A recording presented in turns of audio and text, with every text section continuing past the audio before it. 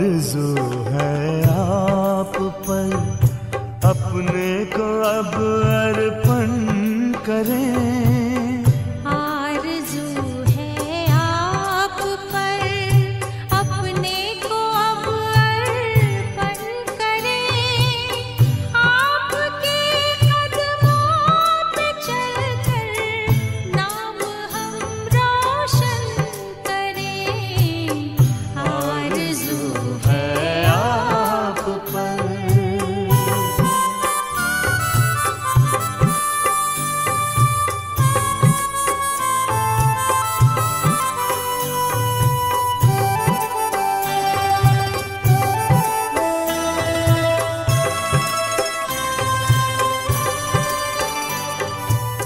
सांस और संकल्प से बस आपके गुणगान हो,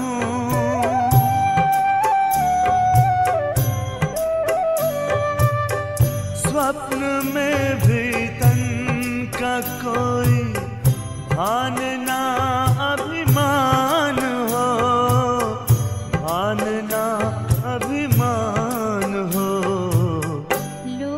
हित का ध्यान हो, कल्याण में चिंतन करें। आपके कदमों पे चलकर नाम हम रोशन करें। आरज़ू है आप पर।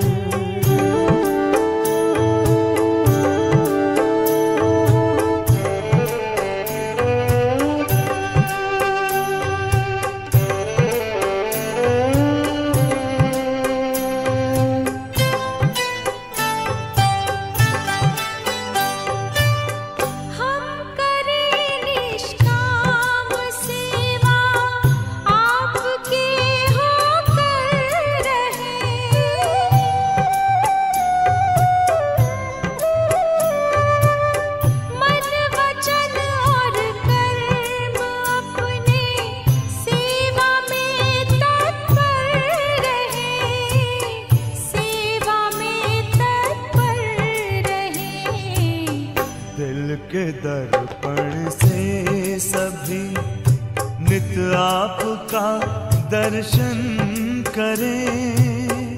आपके कदमों पे चलकर नाम हम रोशन करें।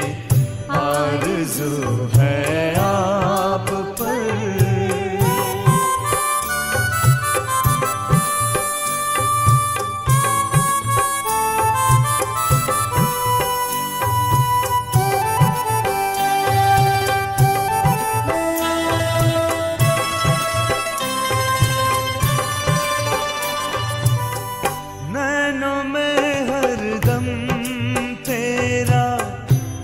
नजारा छाया है,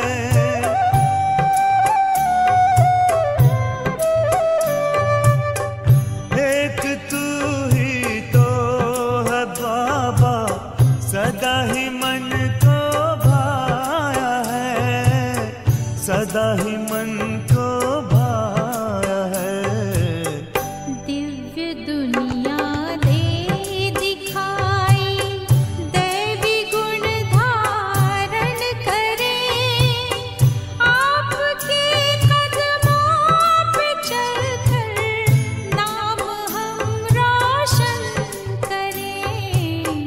आरज़ू है आप पर अपने को अब अर्पण करें। आरज़ू है आप पर अपने को अब अर्पण करें। आपके कदमों पे चलकर नाम हम रोशन करें। आरज़ू है आप पर। ओम शांति। ज्ञान का सागर शिव बाबा परम शिक्षक बनकर हमें हमारी पहचान देने, हमें अपना ज्ञान देने और ड्रामा का वंडरफुल ज्ञान देने इस सृष्टि पर आते हैं। और ज्ञान वास्तव में यही आधार है मनुष्य आत्मा को एक रस रखने का। नहीं तो दुनियावी बातें कलयुग के इस तमो प्रधान समय में कई बार इतनी विचित्र तरीके से आती हैं। परिस्थितियाँ, समस्याएं, विघ्न ऐसे रूप में आते हैं कि हमेशा मनुष्य आत्मा एक प्रश्नचित्त या फिर हैरानी और परेशानी के स्वरूप में रहती है। लेकिन जब पता चल जाता है कि ये ड्रामा है, हर आत्मा का पार्ट है और ड्रामा के अंदर जो विशेषताओं की गुह्यता समाई है, तो ज्ञान को यथार्थ रीति समझने से, ड्रामा के गुह्य राजों को जानने से मन हिलता नहीं है, बुद्धि स्थिर रहती है, अवस्था अचल अडोल बन जाती है। आज की मुरली ड्रामा का ये राज हमें बहुत गहराई से समझा रही है और हमारे चेहरे को सदा मुस्कुराहट से परिपूर्ण बनाने की ओर अग्रसर कर रही है। सुनते हैं बाबा के मधुर महावाक्य। आज है 16 तारीख, 16 जुलाई 2024। बाबा के महावाक्य हैं, मीठे बच्चे, ड्रामा की यथार्थ नॉलेज से ही तुम अचल अडोल और एक रस रह सकते हो। माया के तूफान तुम्हें हिला नहीं सकते।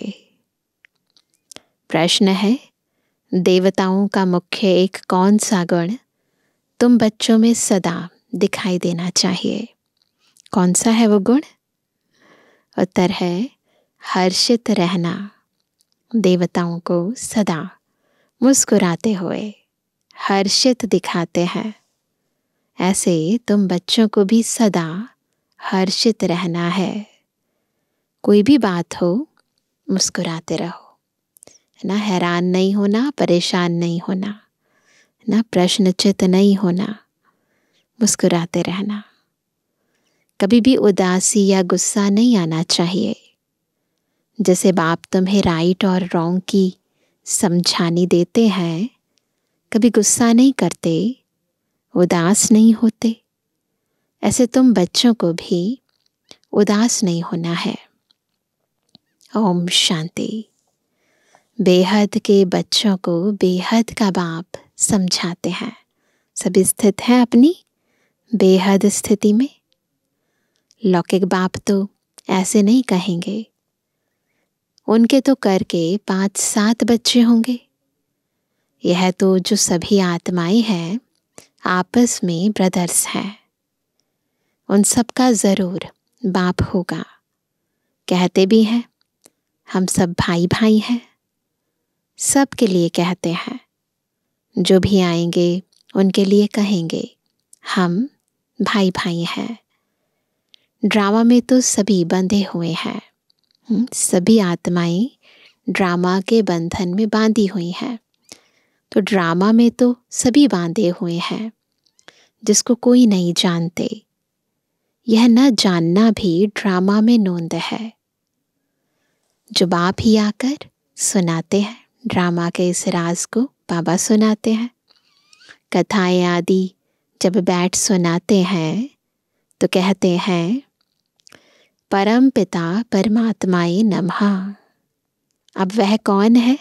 जब कहा परम पिता परमात्माए नमः, पर परमात्मा है कौन? यह जानते नहीं। कहते हैं ब्रह्मा देवता, विष्णु देवता, शंकर देवता। शिव महापुराण में श्लोक है ब्रह्मा देवताए नमः, विष्णु देवताए नमः, शंकर देवताए नमः, शिव परमात्माए नमः।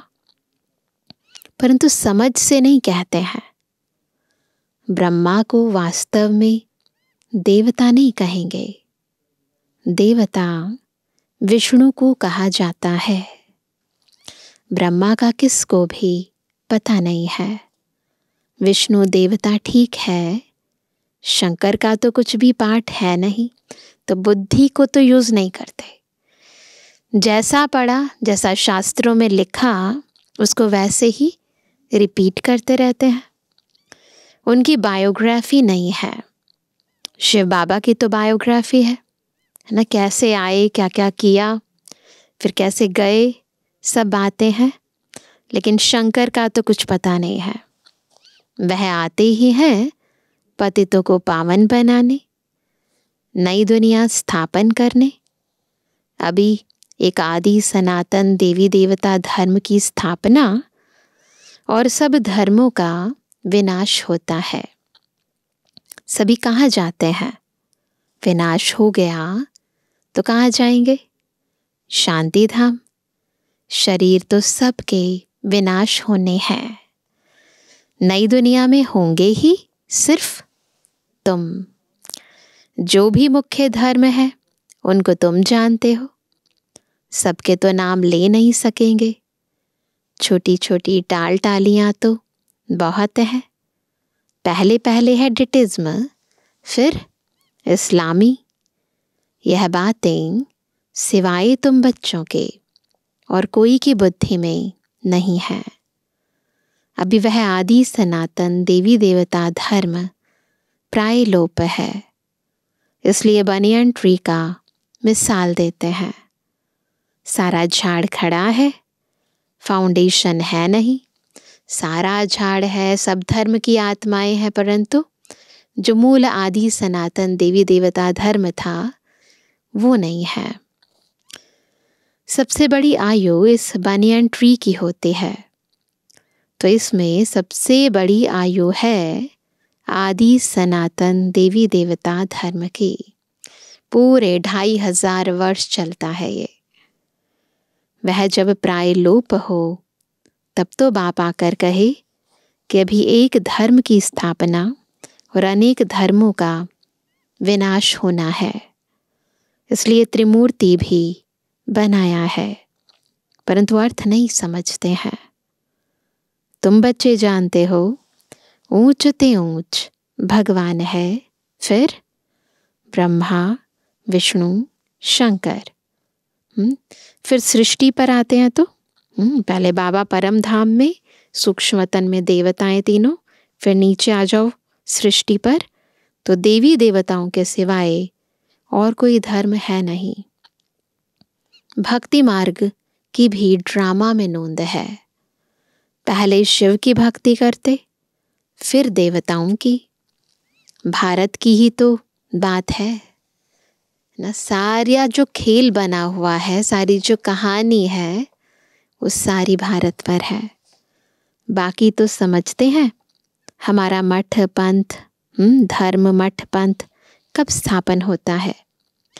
जैसे आर्य लोग कहते हैं हम बहुत पुराने हैं, सबको अपने धर्म का, मठ का, पंथ का सब पता है, लेकिन आदि सनातन देवी देवता धर्म का नहीं पता है। वास्तव में सबसे पुराना तो है ही आदि सनातन देवी देवता धर्म। तुम जब झाड़ पर समझाते हो तो खुद भी समझ लेंगे कि हमारा धर्म फलाने समय पर आएगा। सबको जो अनादि अविनाशी पाठ मिला हुआ है सो बजाना है। इसमें कोई का दोष व भूल नहीं कह सकते हैं। यह तो सिर्फ समझाया जाता है पाप आत्मा क्यों बने हैं।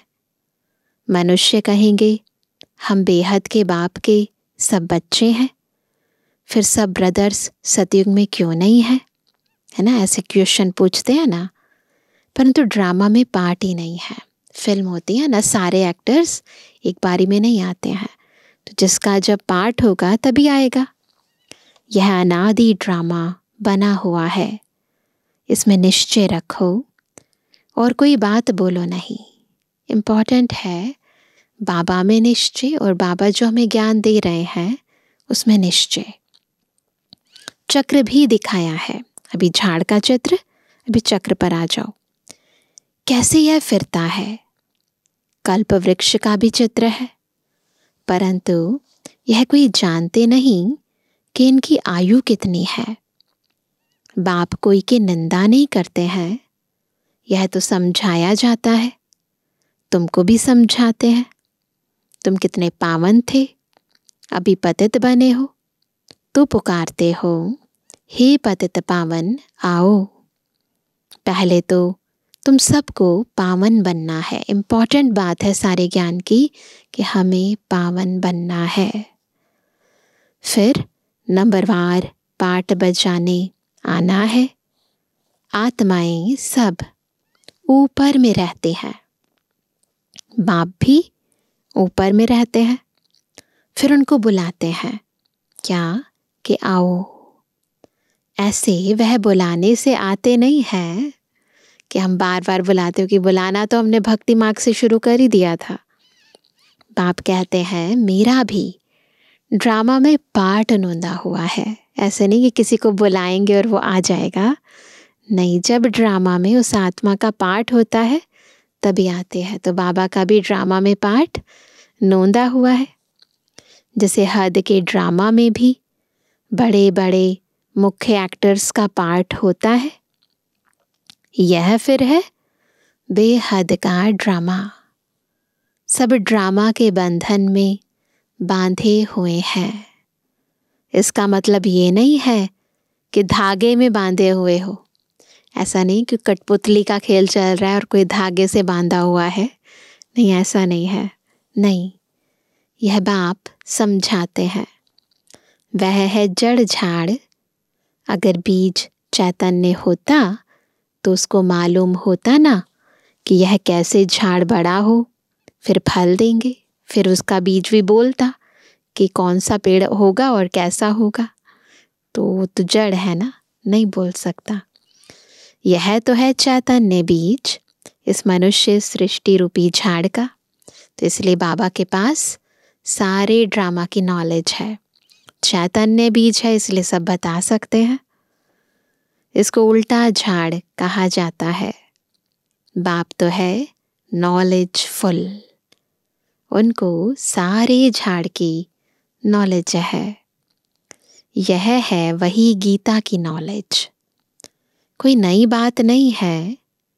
यहाँ बाबा कोई श्लोक आदि नहीं उच्चारते हैं। वो लोग ग्रंथ पढ़कर फिर अर्थ बैठ समझाते हैं। बाप समझाते हैं यह है पढ़ाई, है ना, वो सिंपल पढ़ाई है। इसमें कोई श्लोक नहीं उच्चारित करने, इसमें श्लोक आदि की दरकार नहीं। उन शास्त्रों की पढ़ाई में कोई एम ऑब्जेक्ट है नहीं। कहते भी हैं ज्ञान, भक्ति, वैराग्य ना। पहले ज्ञान, फिर भक्ति होती है, फिर भक्ति से भी वैराग्य। यह पुरानी दुनिया विनाश होती है। सन्यासियों का है हद का वैराग्य, तुम्हारा है बेहद का वैराग्य। उनका है हद का वैराग्य। दुनिया को छोड़ देते हैं, परिवार को छोड़ देते हैं। हम पुरानी दुनिया में रहते, पुरानी देह में रहते, घर गृहस्थ में रहते, मन और बुद्धि से वैरागी बन जाते हैं। शंकराचार्य आते हैं, तब वह बैठ सिखलाते हैं घर बार से वैराग्य। वह भी शुरू में शास्त्र आदि नहीं सिखाते। जब बहुत वृद्धि होती जाती है तब शास्त्र बनाने शुरू करते हैं। पहले पहले तो धर्म स्थापन करने वाला एक ही होता है, फिर आहिस्ते आहिस्ते वृद्धि को पाते हैं, है ना। धीरे धीरे हर कोई धर्म स्थापन होने में, फिर बड़ा होने में, है ना, बहुत टाइम लगता है, धीरे धीरे होता है काम।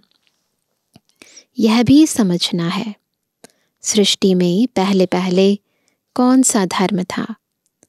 अभी तो अनेक धर्म है। आदि सनातन देवी देवता धर्म था जिसको हेवन, स्वर्ग कहते हैं। तुम बच्चे रचयिता और रचना को जानने से आस्तिक बन जाते हो। नास्तिक पने का कितना दुख होता है। नास्तिक पना यानी जब बाबा को नहीं जानते थे, जब चक्र को नहीं जानते थे तो कितना दुख होता था। अब जब बाबा को जान गए हैं, बाबा को अपना साथी, अपना बाबा है ना, अपना माता पिता बंधु सखा हमने मान लिया है, ड्रामा में भी हर एक को समझ गए हैं, हर चीज़ के राज को जान गए हैं, तो दुख नहीं होता है। निधन के बन पड़ते हैं, आपस में लड़ते झगड़ते रहते हैं। कहते हैं ना, तुम आपस में लड़ते रहते हो, तुम्हारा कोई धनी धोड़ी नहीं है क्या? इस समय सब निधन के बन पड़ते हैं। देखते हैं ना दुनिया के अंदर, है ना, ऐसा नहीं है कि केवल धर्मों की लड़ाई हो रही है, अभी तो घर घर में लड़ाई हो रही है। तो जैसे किसी का कोई बड़ा बुजुर्ग घर में नहीं होता, समझाने वाला, सिखाने वाला, तो क्या होता है, बच्चे लड़ते हैं। तो ऐसे ही इस दुनिया के अंदर सभी अपने बेहद के माता पिता को भूल गए हैं, तो इसलिए लड़ रहे हैं, झगड़ रहे हैं। तो बाबा कहते हैं, ऐसे कहते हैं ना, तुम्हारा कोई धनी धोड़ी नहीं है क्या?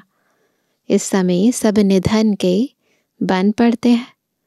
नई दुनिया में पवित्रता, सुख, शांति सब था, अपार सुख थे, है ना, अपार, जिसका कोई पार ना हो। यहाँ अपरम अपार दुख है, बिल्कुल कंट्रास्ट है। वह है सतयुग के, यह है कलयुग के। अभी तुम्हारा है पुरुषोत्तम संगम युग। यह पुरुषोत्तम संगम युग एक ही होता है। सतयुग त्रेता के संगम को पुरुषोत्तम कहेंगे, पुरुषोत्तम नहीं कहेंगे। यहाँ है असुर, वहाँ है देवताएं। तुम जानते हो यह रावण राज्य है। इस समय सारी दुनिया में 5 विकारों का राज्य है। रावण के ऊपर गधे का शीश दिखाते हैं। देखते हैं ना, जब रावण का पुतला बनाते हैं तो उसके सिर पर गधे का शीश दिखाते हैं। गधे को कितना भी साफ कर उस पर कपड़ा रखो, गधा फिर भी क्या करेगा? मिट्टी में लेटकर कपड़े खराब कर देगा। चाहे कितना भी सजाओ, सवारो, अच्छा बनाओ, परंतु फिर वही आत्माएं आजकल वैसे ही है, विकारों के वशीभूत। चाहे कितना भी उन्हें ज्ञान सुनाओ, चाहे कितनी भी ज्ञानी है, ध्यानी है, परंतु देह भान की मिट्टी ऐसी है जिसमें बार बार लौटकर अपने आप को अपवित्र बना देते हैं। देह भान, देह अहंकार बहुत है। तो चाहे इंसान के पास कितना भी ज्ञान हो, यदि बॉडी कॉन्शियसनेस है, एक तो कॉन्शियसनेस, फिर उसके बाद उसका अभिमान, ईगो आ जाता है, तो फिर वो सब चीज़ें खराब हो जाती हैं। तो बाबा कहते हैं, गधे को कितना भी साफ कर उस पर कपड़ा रखो, गधा फिर भी मिट्टी में लेटकर कपड़े खराब कर देगा।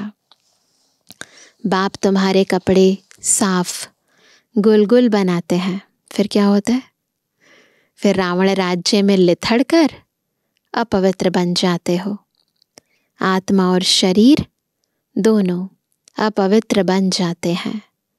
बाप कहते हैं, तुमने सारा श्रृंगार गवा दिया। इतनी बार श्रृंगार किया बाबा ने, फिर उसके बाद बॉडी कॉन्शियसनेस में आकर गुस्सा करेंगे, किसी को तंग करेंगे, दुख देंगे। सब जो सुनाया बाबा ने, जो पढ़ाया बाबा ने, सब शक्तियाँ, सब गुण खत्म। तो बाबा कहते हैं, बाप कहते हैं, तुमने सारा श्रृंगार गवा दिया। बाप को पतित पावन कहते हैं। तुम भरी सभा में कह सकते हो कि हम गोल्डन एज में कितने श्रृंगारे हुए थे, कितना फर्स्ट क्लास राज्य भाग्य था। याद आ रहा है? गोल्डन एज के अंदर फर्स्ट क्लास राज्य भी था, भाग्य भी था। फिर क्या हुआ?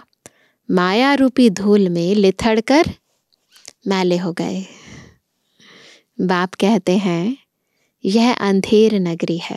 कहते ना, अंधेर नगरी चौपट राजा, है ना, टके सिर भाजी टके सिर खाजा। तो वैसे बाबा कहते हैं, ये दुनिया भी अंधेर नगरी है ना, विकारों का अंधकार है। भगवान को सर्वव्यापी कह दिया है। जो कुछ हुआ वह हूबहू रिपीट होगा। इसमें मूंझने की दरकार नहीं है।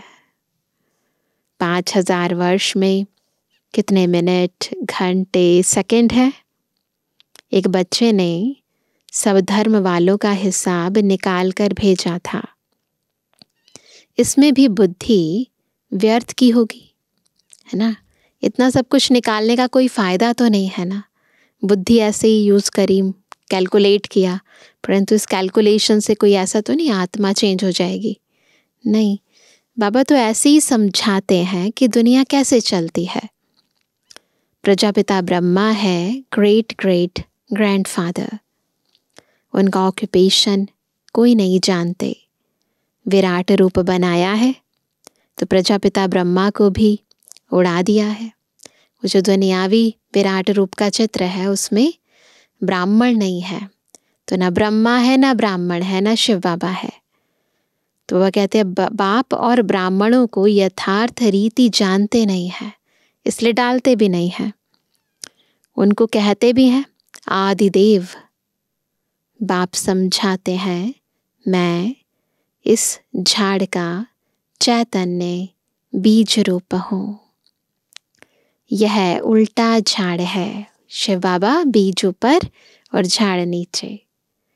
बाप जो सत्य है, चैतन्य है, ज्ञान का सागर है, उनकी ही महिमा की जाती है।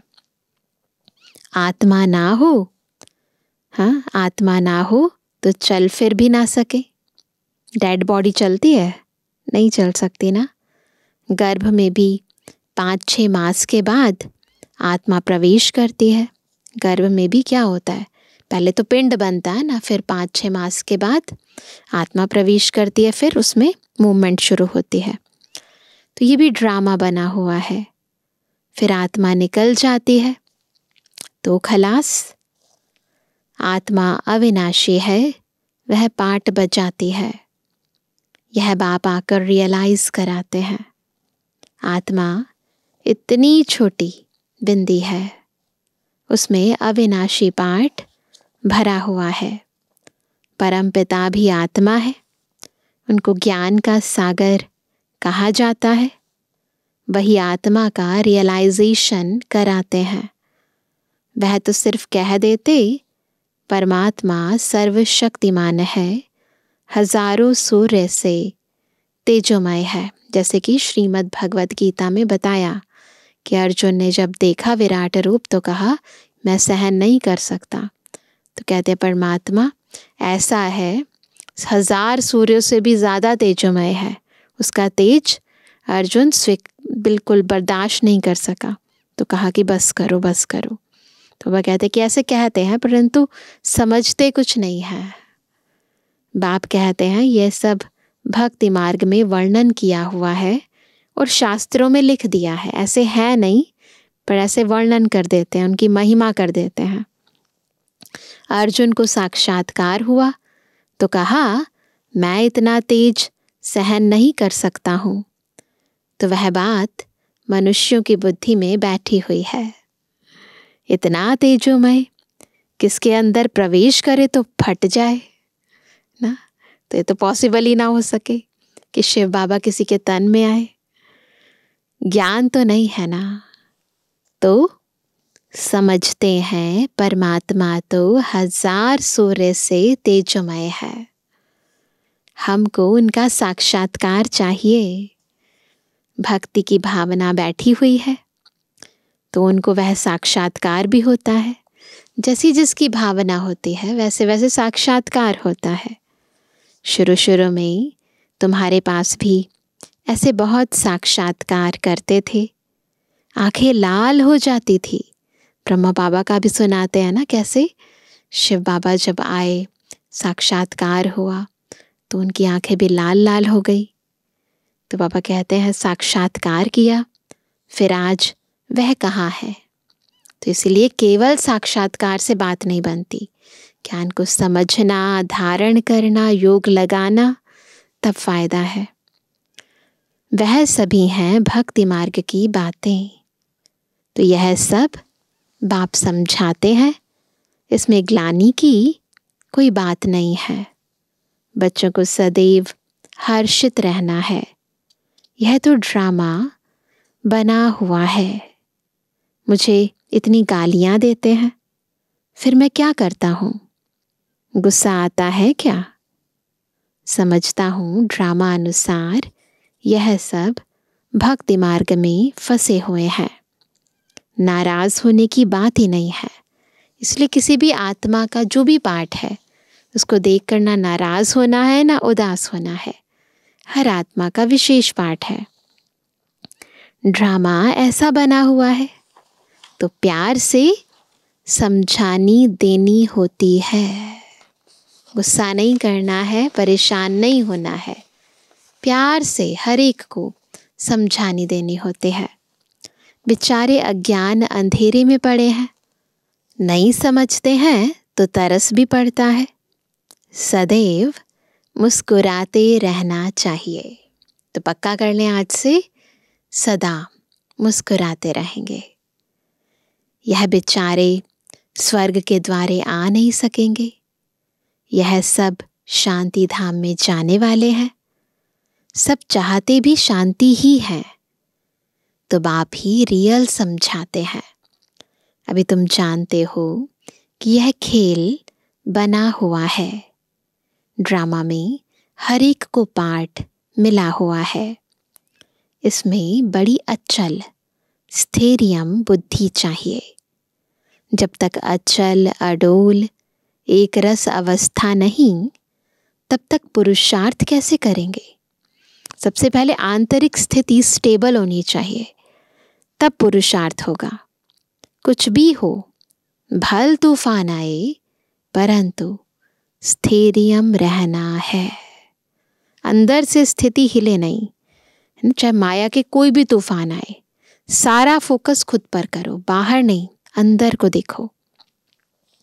माया के तूफान तो ढेर आएंगे और पिछाड़ी तक आएंगे। अवस्था मजबूत चाहिए। यह है गुप्त मेहनत। कई बच्चे पुरुषार्थ कर तूफान को उड़ाते रहते हैं। जितना जो पास होगा उतना ऊंच पद पाएगा। राजधानी में पद तो बहुत है ना। सबसे अच्छे चित्र हैं। आज बाबा कौन कौन से चित्रों को याद कर रहे हैं?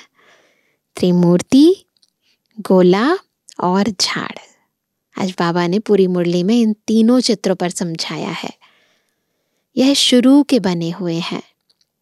विलायत में सर्विस के लिए भी यह 2 चित्र ले जाने हैं। इन पर ही वह अच्छी रीति समझ सकेंगे। आहिस्ते आहिस्ते बाबा जो चाहते हैं कि यह चित्र कपड़े पर हों, वह भी बनते जाएंगे। अभी तो बहुत अच्छी अच्छी क्वालिटी की चीज़ें आ गई हैं, कैनवास पर बनाते हैं, है ना। बहुत अच्छे अच्छे चित्र बनते हैं। तो बाबा कहते हैं कि वो भी बनते जाएंगे। तुम समझाएंगे कि यह कैसे स्थापन हो रही है। तुम भी इसको समझेंगे तो अपने धर्म में ऊंच पद पाएंगे। उनको बताएंगे ना कि कैसे स्थापना हो रही है, भगवान कैसे नई दुनिया बना रहे हैं। तो जब हम उनको समझाएंगे, भले दूसरे धर्म के हैं, परंतु उनको ये समझाओ कि यदि आप बाबा को याद करोगे तो अपने धर्म में भी आप ऊंच पद पाओगे। क्रिश्चियन धर्म में तुम ऊंच पद पाने चाहते हो तो यह अच्छी रीति समझो। ऐसे समझाओ उन्हें। अच्छा, अच्छा मीठे मीठे के बेजवानी बच्चों पे जुबानी बाप दादा का दिल जान से को प्रेम से नंबरवार प्रसाद अनुसार याद कर। रूहानी बच्चों की रूहानी बाप दादा को गुड मॉर्निंग, नमस्ते नमस्ते नमस्ते बाबा। धारणा के लिए मुख्य सार। पहला, इस पुरुषोत्तम संगम युग पर पवित्र बन स्वयं का श्रृंगार करना है। कभी भी माया की धूल में लिथड़ कर श्रृंगार बिगाड़ना नहीं है। दूसरा, इस ड्रामा को यथार्थ रीति समझकर अपनी अवस्था अचल अडोल स्थैर्यम बनानी है। कभी भी मूंझना नहीं है, सदैव हर्षित रहना है ना। आज सभी ने प्रॉमिस किया ना, सदैव हर्षित रहेंगे, सदा मुस्कुराते रहेंगे। वरदान है, सोच समझकर हर कर्म करने वाले, पश्चाताप से मुक्त, ज्ञानी तो आत्मा भव। कैसे बनेंगे ज्ञानी तो आत्मा? जब सोच समझकर हर कर्म करेंगे और पश्चाताप से मुक्त रहेंगे। दुनिया में भी कहते हैं, पहले सोचो फिर करो। जो सोच कर नहीं करते, करके फिर सोचते हैं। होता है ऐसे, करने के बाद सोचते हैं, कहते सोच समझ कर करो। पर हम क्या करते हैं? उल्टा, पहले कर लेते हैं, फिर सोचते हैं, फिर समझ रहे होते हैं। तो पश्चाताप का रूप हो जाता है, करने के बाद सोचते हैं। तो पीछे सोचना यह पश्चाताप का रूप है, और पहले सोचना यह ज्ञानी तो आत्मा का गुण है। द्वापर कलयुग में तो अनेक प्रकार के पश्चाताप ही करते रहे, लेकिन अब संगम पर ऐसा सोच समझकर संकल्प व कर्म करो जो कभी मन में भी एक सेकंड भी पश्चाताप ना हो। तब कहेंगे ज्ञानी तो आत्मा। इसलिए पहले सोचो, फिर समझो, फिर करो। स्लोगन है, रहम दिल बन सर्व गुणों और शक्तियों का दान देने वाले ही मास्टर दाता है। रहम दिल बनकर सब गुणों का, शक्तियों का दान देंगे, तब कहलाएंगे मास्टर दाता। ठीक है, अभी सुनते हैं आज का अव्यक्त इशारा। परोपकार की भावना रख, हर आत्मा के गुणों को ही देखो। किसी की कमजोरी व अवगुण को देखते भी अपनी शुभ भावना से, सहयोग की कामना से उस आत्मा को भी गुणवान बनाने की शक्ति का दान करो। यही है परोपकार करना। इसलिए सदा सबके गुण देखो, और अगर कुछ अवगुण है भी तो बस अपने अंतर की शक्ति से उसे भी गुणदान देकर उसको भी ऊपर उठाओ। तो यही है परोपकार करना। तो हमें सदा परोपकारी बनना है और सदा मुस्कुराते रहना है। अच्छा, ओम शांति।